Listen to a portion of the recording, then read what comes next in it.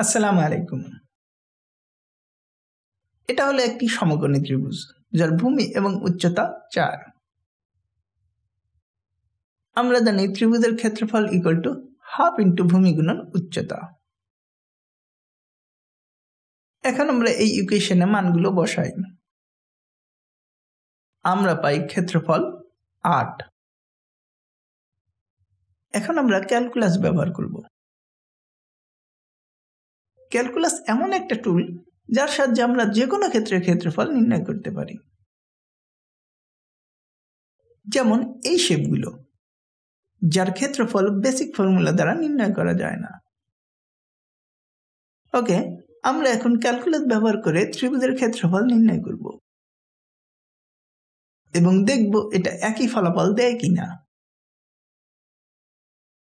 Calculus ব্যবহার করার জন্য আমাদের এই শেপের একটি ফাংশন দরকার।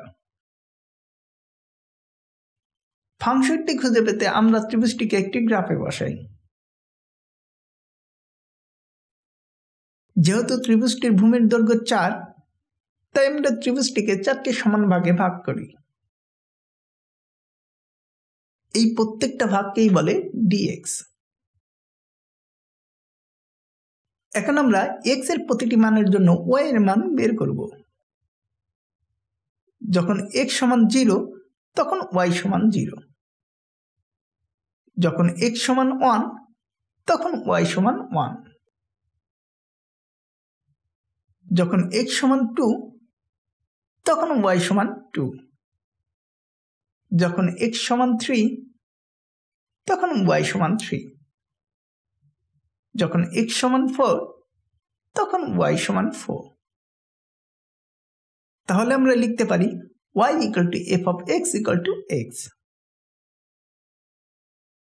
এখন আমরা ইন্টিগ্রেশন ব্যবহার করব যার লিমিট 0 টু 4।